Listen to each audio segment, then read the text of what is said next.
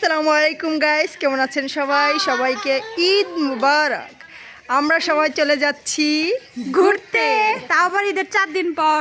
হ্যাঁ, ঈদের 4 দিন পর আমরা সবাই ঘুরতে যাচ্ছি। এই যে আমরা অল ফ্যামিলি মিলে সবাই মিলে ঘুরতে যাচ্ছি। গাইস, আমরা এত ব্যস্ত থাকি যে ঈদের দিনটা ঘুরতে যেতে পারি নাই। বাসায় বেড়াতে বেড়াতে ক্লান্ত। ওই যে গাইস দেখুন, আমরা অল ফ্যামিলি চলে যাচ্ছি ঘুরতে। এই যে মরিয়মকে আমার ভাইয়া গিফট করেছে, অনেক সুন্দর ড্রেসটা। গাইস, আপনারা কেমন হয়েছে ড্রেসটা একটু রিভিউ দিয়ে দেন প্লিজ। সেই সেই সেই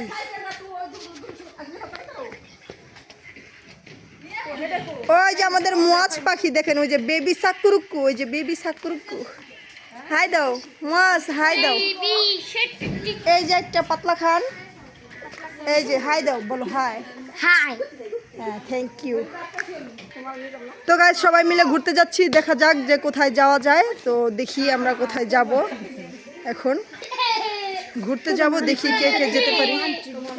এত ফ্যামিলির সব মানুষ যাচ্ছে আমার সাথে। গাইস বলেন তো গাইস, ট্রিটটা আসলে দিচ্ছেটা কে? এই যে ওই লোকে দিচ্ছে ট্রিট। আমাদের কাছে টাকা নাই, পয়সা নাই, তাও আমরা ঘুরতে যাচ্ছি সবাই মিলে। কিছু করার নেই, ঈদের সময় তো একটু ঘুরতে যাওয়াই লাগে, তাও আবার ঈদের 4 দিন পরে। কারণ একবার ঈদের দ্বিতীয় দিন ঘুরতে গিয়েছিলাম, তবে আমরা খাওয়ার জন্য কোনো কিছুই পাইনি, বসতে পারিনি, দাঁড়াইছিলাম অনেকক্ষণ, খাবারও পাইনি আমরা। এই জন্য চলে আসছি, যা ঈদের মধ্যে ঘুরতেই যাব না, এই জন্য যাবো ঈদের পরে।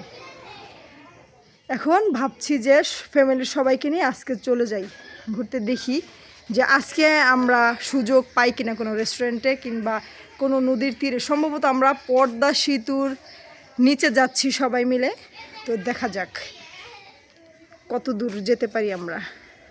তো গাইস, এই যে দেখুন আমরা সবাই বেরিয়ে পড়েছি এক এক করে, দেখছেন গাইস, রেডি হইতে হইতে অনেক লেট হয়ে গেলাম। তারপরও এই যে অসভ্য মহিলা যেতে চাচ্ছিল না, তাকে জোরাজোরি করতে করতে আজকে কি করবো গাইস, সবাই আমাকে নিয়ে আমার পকেটটা পুরো ফাঁকা করে দিবে, এই জন্য আমি যেতে চাচ্ছিলাম না।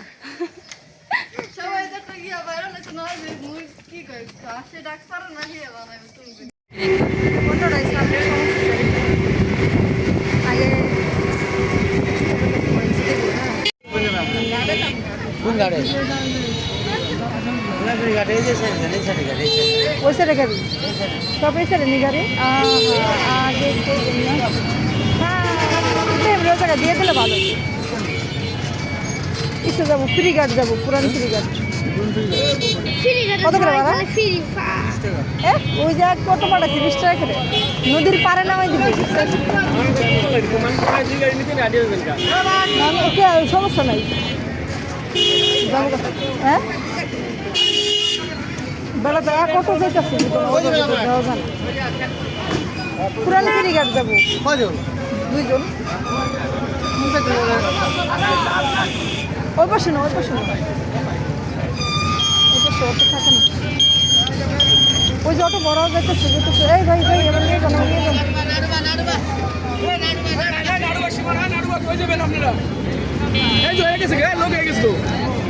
এ ভাই, পুরান ফেরি ঘাট যাওয়া যাবে নি? দেখো কত সুন্দর উঠতেছে। গাইস, অবশেষে চলে আসলাম। দেখো কত মানুষ। তোমরা তো খালি কজ না আহে কিল্লি গে, এখন দেখো এরা কিল্লি গাইছে, এরা কিল্লি গাইছে। তাও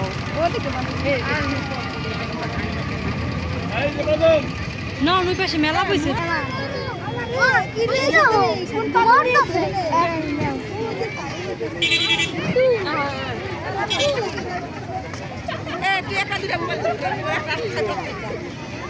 নেন,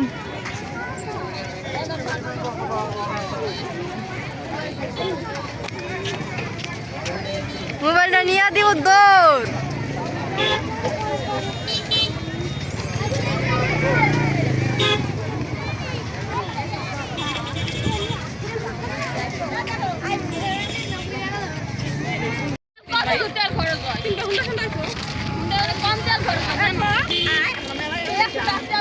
কইছি তো,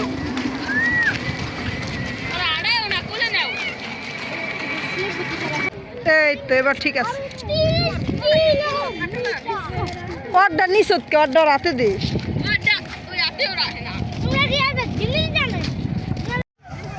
গাইস অবশেষে আমরা মেলায় চলে আসছি।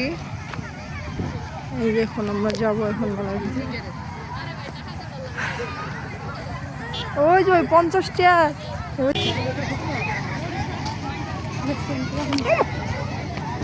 করছিলাম।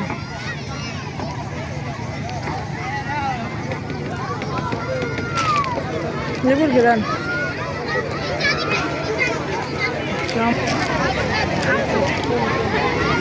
তুমি নৌকায় ওরা কাজে লাগবে। নৌকায় উঠবা এবার কয় টাকা কাঠ? 50 টাকা টিকিট 50।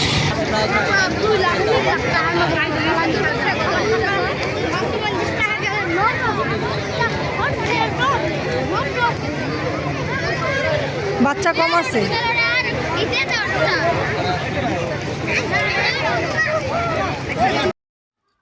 তো আমরা যখন মেলায় ঢুকলাম চারিদিকে শুধু রঙিন আলো আর মানুষের ভিড়।